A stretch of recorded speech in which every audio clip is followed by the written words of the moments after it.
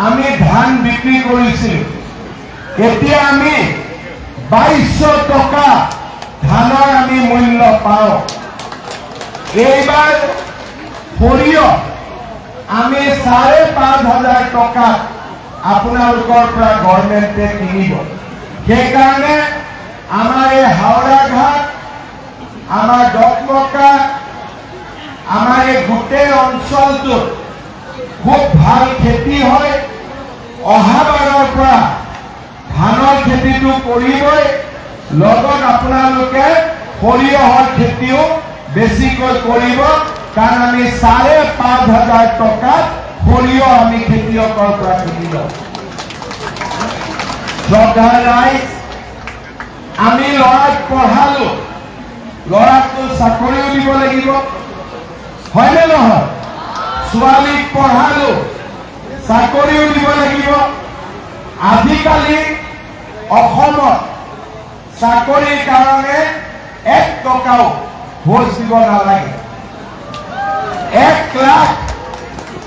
লাখ ল'ৰা ছোৱালীক মই চাকৰি দিলো, কোনো ঘোষ নাই।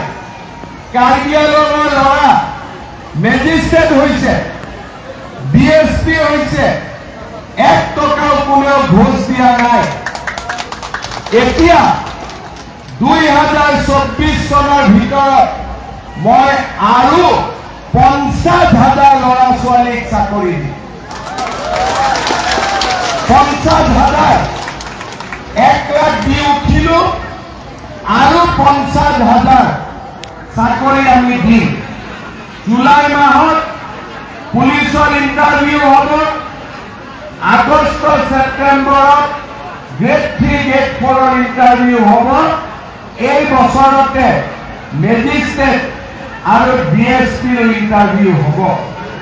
শ্ৰদ্ধাৰ ৰাইজ, মোদীজীয়ে আমাক ঘৰ বনাবৰ কাৰণে টকা দিয়ে, 1.5 লাখ টকা, লগত টয়লেট। কিন্তু আমাৰ কাৰ্বি আংলঙত বহুত মানুহে মোদীজীৰ ঘৰ পোৱা নাই, হয়নে নহয়? ঘৰ কোনে কোনে পোৱা নাই?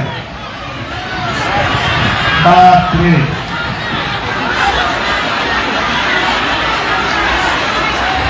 ইমান মানুহে ঘৰ পোৱা নাই, হয়নে নহয়? এঘাৰো পোৱা নাই। আচ্ছা, ঘৰ কিয় পোৱা নাই? ঘৰ পাবৰ কাৰণে আমাৰ পঞ্চায়তৰ অফিচাৰবিলাকে গৈ পেলাই জিঅ' টেগিং কৰিব লাগে, হয়নে নহয়? কিছুমান অফিচাৰ ভাল, কিছুমানে আকৌ জিঅ' টেগিং কৰিবৰ কাৰণে তাক মাল লাগে, পইচা লাগে, হয়নে নহয়? পইচা নহ'লে জিঅ' টেগিং কৰি নিদিয়ে, কৰি নিদিলে ঘৰ নাপায়। সেইকাৰণে এইবাৰ আমি কি নিয়ম কৰিছো যে আমাৰ গাঁৱত জিঅ' টেগিং পঞ্চায়তে নকৰে, মহিলা আত্মসহায়ক গোটে নিজৰ জিঅ' টেগিং নিজে কৰিব। গাঁৱে গাঁৱে গ্ৰুপ আছে, হয়নে নহয়? আমি গ্ৰুপবিলাকক ট্ৰেইনিং দি দিম, আৰু গ্ৰুপবিলাকে নিজৰ মেম্বাৰৰ জিঅ' টেগিং নিজে কৰি দি দিব। কোনেও পইচাও খাব নোৱাৰিব, ডাইৰেক্টলি ঘৰ বনোৱাৰ টকা আপোনালোকৰ তাত আহিব, হয়নে নহয়? মই ঠিক কৈছো নে নাই? নহ'লে 20,000 টকা খোজে, 25,000 টকা খোজে, গতিকে জিঅ' টেগিং নহয়গৈ। সেইকাৰণে এইবাৰ জিঅ' টেগিঙৰ দায়িত্ব মহিলা আত্মসহায়ক গোটক আমি দিয়াৰ বাবে সিদ্ধান্ত গ্ৰহণ কৰিছো। শ্ৰদ্ধাৰ ৰাইজ, ইয়াতে লাখপতি বাইদেউ ফৰ্ম ফিল আপ কৰিছে নে নাই? কিমানে কৰিছে চাওক।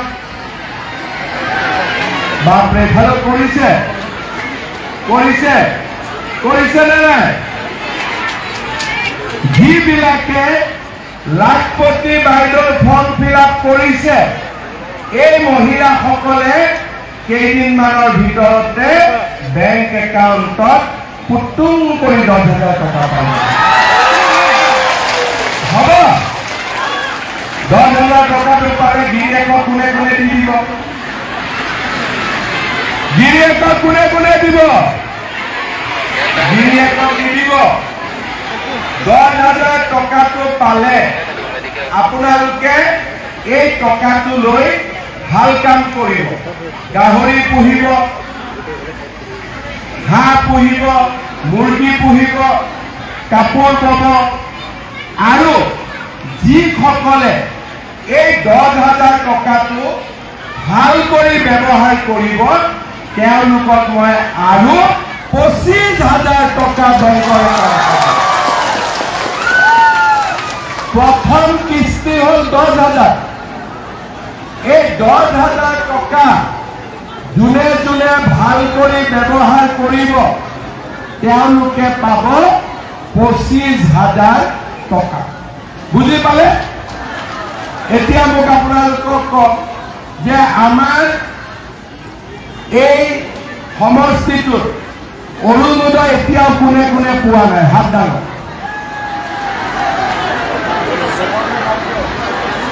পোৱা নাই? আচ্ছা, কোনে কোনে অৰুণোদয় পাইছে? হাত দাঙক।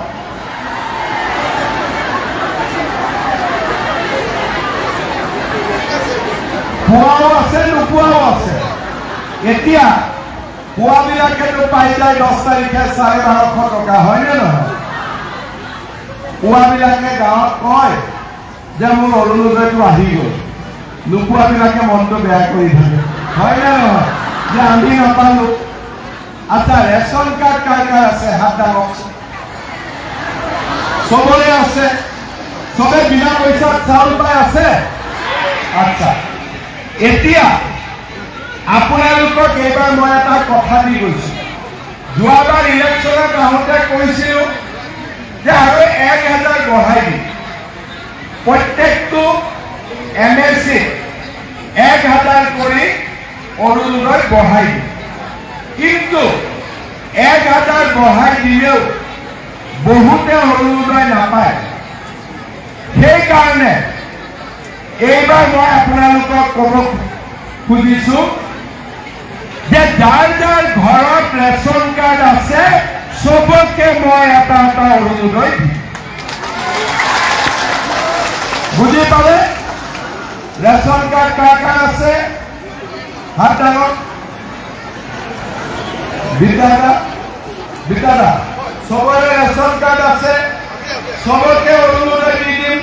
অহাবাৰ মই যেতিয়া আহিম আপোনালোকে ৰেচন কাৰ্ড আছে হাত দাঙিব, অৰুণোদয় আছে তাতো হাত দাঙিব, হ'ব? মই ঘোষ কি পাম?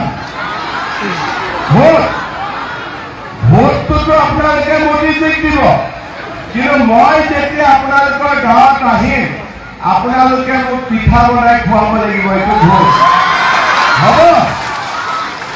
ঘৰৰ কাৰণেও পিঠা, অৰুণোদয়ৰ কাৰণে নাৰিকলৰ লাড়ু, হ'ব? শ্ৰদ্ধাৰ ৰাইজ, বিজেপি উঠিছে, লগত কোন উঠিছে? জন নীতি কাঠাৰ।